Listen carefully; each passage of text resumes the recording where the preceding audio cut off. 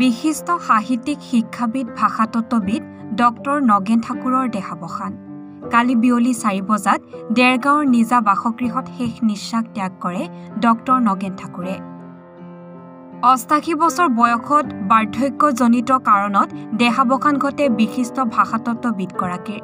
doctor Nagen Thakur Guwahati বিশ্ববিদ্যালয়ৰ অসমীয়া বিভাগৰ মুৰব্বী অধ্যাপক হিচাপে অৱসৰ গ্ৰহণ কৰিছিল তেখেত এগৰাকী বিশিষ্ট কবিও আছিল তেখেতৰ মৃত্যুত গভীৰ শোকৰ ছাপ পৰিছে দেৰগাঁৱত আমি কথাটো শুনি বৰ দুখ পাইছোঁ কাৰণ ভাষাবিদ ডক্টৰ নগেন ঠাকুৰ ছাৰ আজি পৰলোকপ্ৰাপ্তি হ'ল আপোনালোকে নিশ্চয় গম পায় ভাষা ওজা বুলি ক'লেও বেয়া নহয় তেওঁ 100 কবিতা তেওঁ নিজে প্ৰকাশিত কৰিছে তেওঁ আণ্ডাৰত মিনিমাম 40জন মানে PhD কমপ্লিট কৰিলে আৰু দেৰগাঁও এজোপা বৰগছ আছিলে আৰু আমি ছাৰক আজি হেৰাব পাই বৰ দুখিত হ'লোঁ মৰ্মান্বিত হ'লোঁ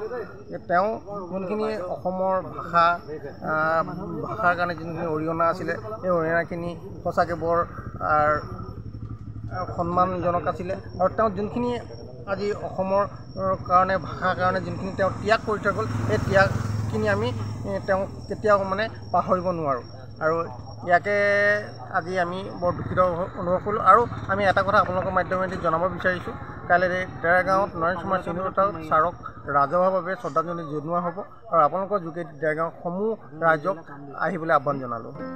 দেৰগাঁৱৰ পৰা ভূপেন শইকীয়াৰ ৰিপৰ্ট এনিভাৰত 24